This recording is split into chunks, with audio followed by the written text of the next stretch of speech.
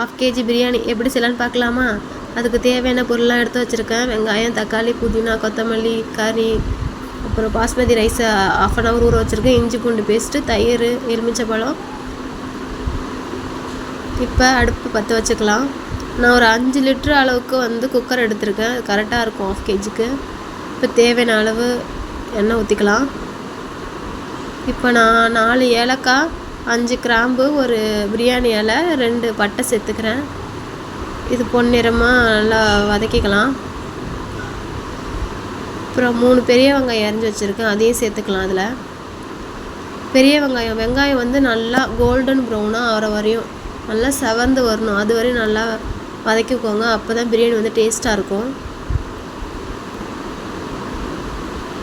பாருங்கள், நல்லா வதங்கியிருக்கு. நல்லா கோல்டன் ப்ரௌனாக இருக்குது பாருங்கள். இந்த ஸ்டேஜில் இஞ்சி பூண்டு விழுது வந்து நம்ம 2 டேபிள் ஸ்பூன் சேர்த்துக்கலாம். நீங்கள் வீட்டிலையே உடனே அரைச்சி ஃப்ரெஷ்ஷாக சேர்த்திங்கன்னா இன்னும் சூப்பராக இருக்கும் பிரியாணி.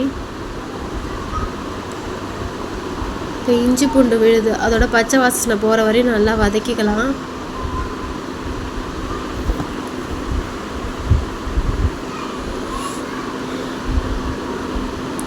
இப்போ இஞ்சி பூண்டு விழுது நல்லா வதங்கியாச்சு, பச்சை வாசனைலாம் போயிடுச்சு. இப்போ 2 பெரிய தக்காளி பழம் அரிஞ்சு வச்சுருக்கேன், அதை சேர்த்துக்கலாம்.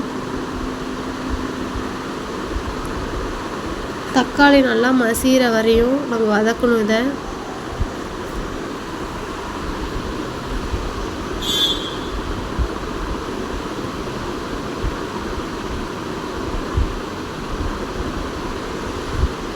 தக்காளி வெங்காயமும் இப்போ நல்லா மசிஞ்சிருச்சு. இப்போ 2 பச்சை மிளகாய் கீழே வச்சுருக்கேன், சேர்த்துக்கலாம். கொஞ்சம் உப்பு சேர்த்துக்கலாம். இப்போ அலசி வச்சுருக்க கறியை இதோட சேர்த்துக்கலாம். இப்போ கறி கூட வந்து இந்த தக்காளியும் வெங்காயமும் நல்லா சேரணும். அது வரை ஒரு 5 நிமிஷம் போல் குக் பண்ணிக்கலாம்.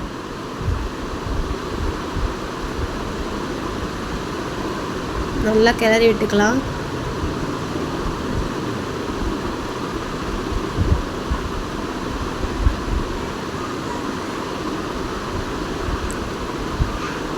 நல்லா வெந்துருச்சு. தக்காளி வெங்காயமும் கறியோடு நல்லா மேக்னட் ஆகிட்டு.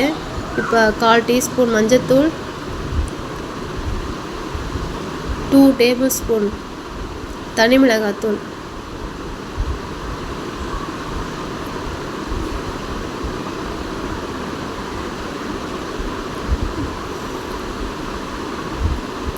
இப்போ பிரியாணி மசாலா 2 டேபிள் ஸ்பூன் சேர்த்துக்கலாம்.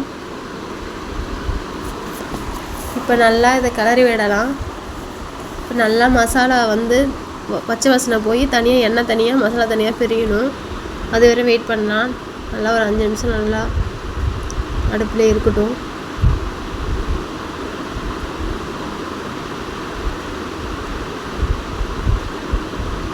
பாருங்கள், எண்ணெய் தனியாக வந்துருச்சு. இப்போ தயிர் சேர்த்துக்கலாம். இன்னும் புளிக்காத தயிராக சேர்த்துக்கணும்.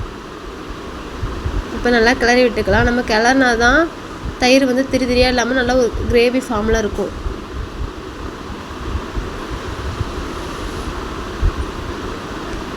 கொத்தமல்லி ஆல்ரெடி கொத்தமல்லியும் புதினாவும் நான் வந்து அரிஞ்சு வச்சுருக்கேன், அலசி அதை சேர்த்துக்கலாம். புதினா ஒரு கைப்பிடி அளவு. புதினா எப்போதுமே அதிகமாக சேருங்க, கொத்தமல்லி கொஞ்சம் கம்மியாக சேர்த்துக்கிட்டால் போதும். இதையும் நல்லா வதக்கிக்கலாம் கறியோடு சேர்த்து. நான் பாஸ்மதி ரைஸை 1/2 அன் ஹவர் முன்னாடி ஊற வச்சுட்டேன். நான் ஒரு சொம்பில் தான் அது வந்து மெஷர் பண்ணியிருக்கேன். இப்போ ஒரு சொம்பு பாஸ்மதி ரைஸ்னால் 1.5 அளவு நம்ம வாட்டர் சேர்க்கணும். இப்போ தண்ணி சேர்த்துக்கலாம்.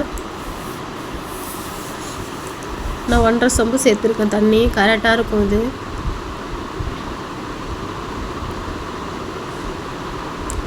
தண்ணி நல்லா கொதிக்கட்டும், அது வரை வெயிட் பண்ணலாம். தண்ணி நல்லா கொதிச்சிருக்கு.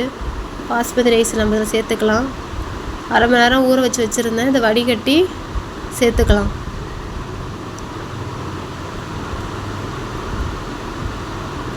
இப்போ அரிசியை வந்து உடையாமல் லைட்டாக அப்படியே கலரி விட்டுக்கலாம். இப்போ ஒரு எலுமிச்சை பழத்தை பாதியாக புழிஞ்சு வச்சுருக்கேன். அந்த பாதியை வந்து பாதி எலுமிச்சை சாறு ஊற்றிக்கலாம். உங்களுக்கு நெய் வந்து தேவைன்னா போடுங்க, இல்லைன்னா பரவாயில்ல, நீங்கள் வந்து ஆயிலே செய்யலாம். நான் நெய் கொஞ்சம் சேர்த்துக்கிறேன். நெய் சேர்த்து பண்ணும்போது இன்னும் நல்லா வாசனையாக இருக்கும். ஒரு 2 விசில் வச்சு எடுத்துக்கலாம். நல்லா கிளறி விட்டு 2 விசில் வச்சு எடுத்துக்கலாம்.